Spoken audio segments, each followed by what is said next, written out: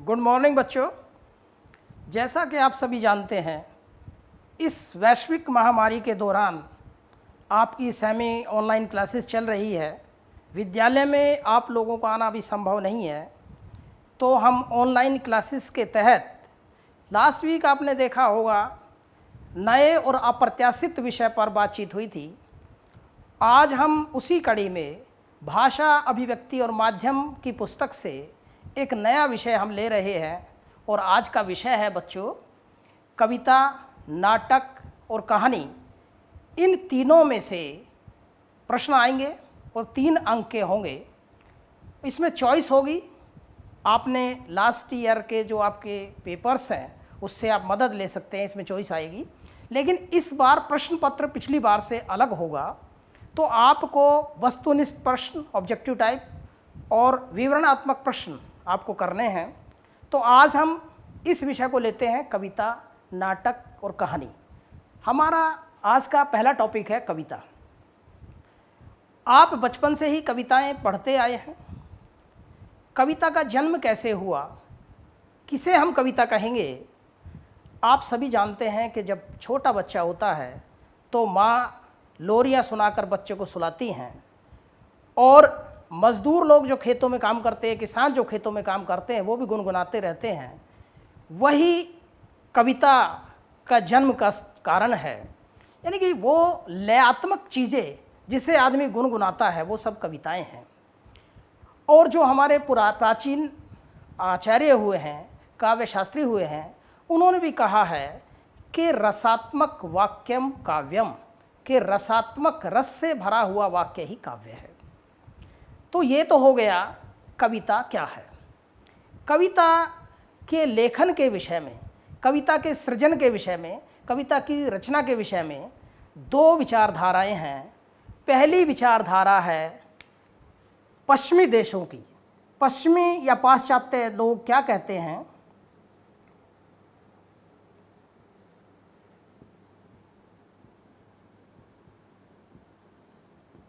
पश्चिमी विचारधारा।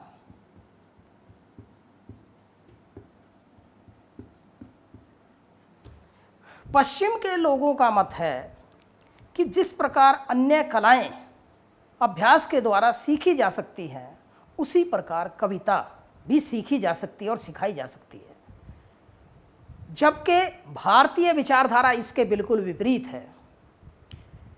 यहाँ तक कि जो पश्चिमी देश है, उन्होंने तो अनेक संस्थाएं ऐसी बनाई है जहाँ पर कविता लिखने का अभ्यास किया जाता है।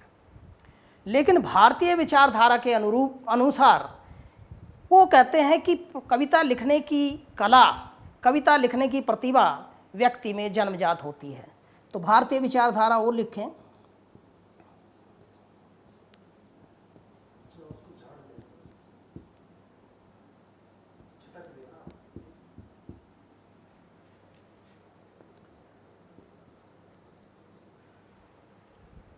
तो भारतीय विचारधारा ये है कि कविता लिखी नहीं जा सकती, बल्कि कविता रचने की प्रतिभा किसी भी व्यक्ति में जन्मजात होती है। इसका उदाहरण वाल्मीकि जी हैं। यह प्रायः माना जाता है कि वाल्मीकि कवि आरंभ में एक डाकू थे, लेकिन एक घटना ने उनके जीवन ही बदल दिया और डाकू से उन्हें कवि बना दिया। यह माना जाता है कि वाल्मीकि जी एक जंगल में बैठे हुए थे। वहाँ पर क्रोच पक्षी, नर और मादा आपस में प्रेम कर रहे थे, प्रेम में लीन थे। तो शिकारी वहाँ उसी बीच आया और शिकारी ने उन दोनों पक्षियों में से एक को मार डाला। जब शिकारी ने उसे मारा तो अनायास ही वाल्मीकि जी के मुँह से निकला कि माँ निषाद प्रतिष्ठाम त्वम गमय शाश्वती समा यत क्रोच मिथुना देकम अवधि काम मोहितम। अर्थात काम में लगे हुए, प्रेम में लीन हे शिकारी, तूने एक पक्षी को मार डाला। जीवन में तुम्हें कभी भी प्रतिष्ठा ना मिले। और ये माना जाता है कि इस घटना के बाद कवि वाल्मीकि डाकू से कवि बन गए। तो कहने का अभिप्राय ये है कि व्यक्ति जन्मजात, उसमें वो प्रतिभा होती है, वो गुण होते हैं जो कवि बनाता है। इसी तरह सुमित्रानंद पंत ने भी कहा था, वियोगी होगा पहला कवि, आहा से उपजा होगा गान, उमड़कर आँखों से चुपचाप वही होगी कविता अनजान। तो यह संवेदना ही है जो किसी व्यक्ति को कवि बनाती है। अब हम कविता के तत्वों पर बात करते हैं।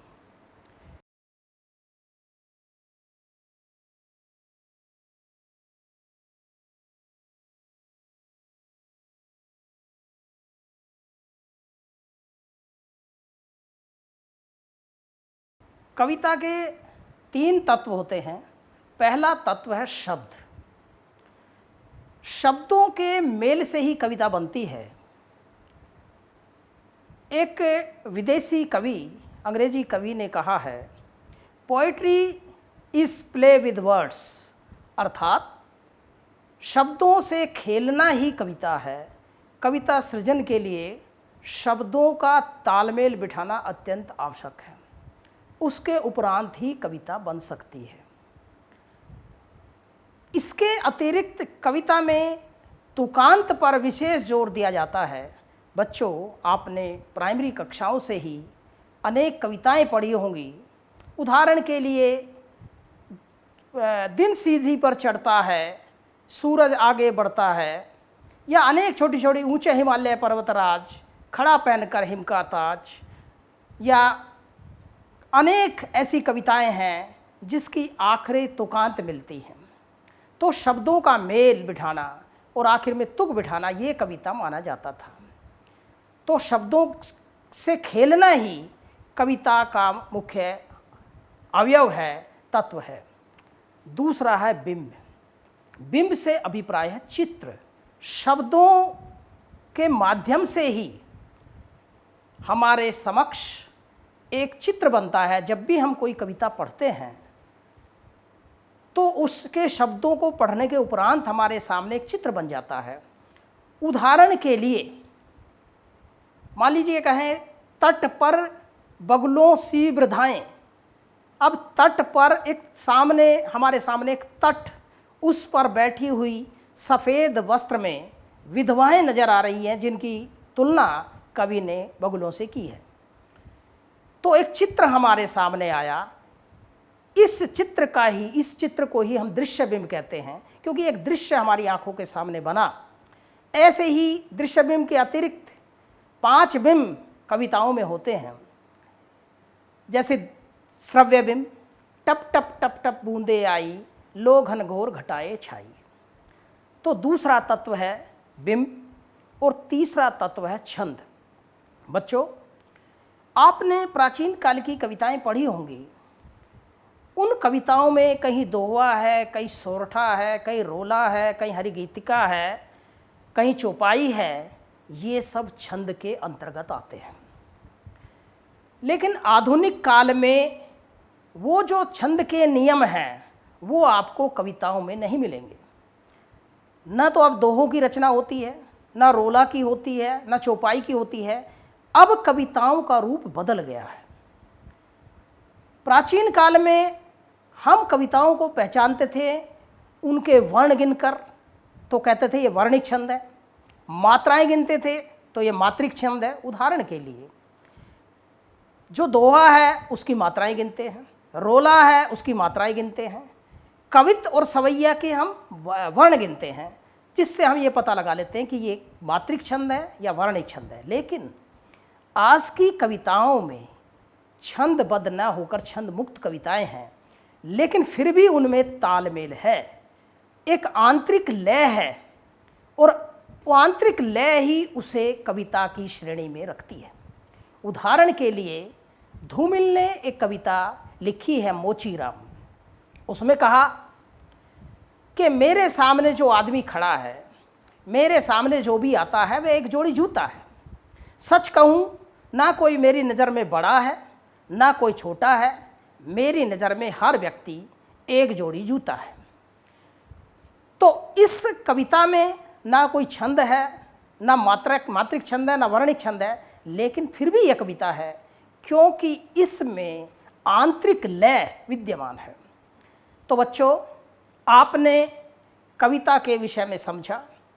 अब प्रश्न ये है कि आपके पेपर में प्रश्न किस तरीके के आएंगे। बच्चों, आप सभी जानते हैं, अभी हमने बताया कि इस बार आगामी बोर्ड की परीक्षाओं में 2 तरह के प्रश्न होंगे, एक वस्तुनिष्ठ प्रश्न और दूसरा विवरणात्मक प्रश्न। मान लीजिए इसी पाठ में से जो हमने आज पढ़ाया है, इसमें ही आपसे वस्तुनिष्ठ प्रश्न पूछे जा सकते हैं। उदाहरण के लिए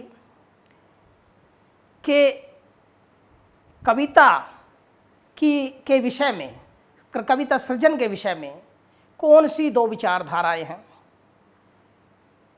भारतीय विचारधारा, पश्चिमी विचारधारा, एक ये लिख देंगे, दूसरे और ऑप्शन देंगे, विकल्प देंगे, तो आपको एक में टिक मार्क करना है, सही गलत को फैसला करना है, सही गलत को बताना है।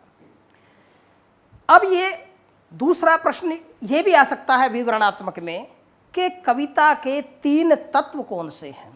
अब 3 तत्व में आपको अगर ये एक प्रश्न ही 3 नंबर का आता है तो आपको शब्द, बिंब, छंद तीनों तत्वों को लिखना है और उसके साथ साथ इसको थोड़ा विस्तृत रूप देना है, शब्द, बिंब और छंद। तो बच्चों, आज हमने कविता पर बातचीत की। अगली क्लास में, अगली कक्षा में हम नाटक और कहानी पर बात करेंगे। आपकी परीक्षा में तीनों विषय में विकल्प होगा, आपकी चॉइस होगी, तीनों में से ही प्रश्न आएंगे और वस्तुनिष्ठ प्रश्न और विवरणात्मक प्रश्न दोनों तरह के प्रश्न होंगे।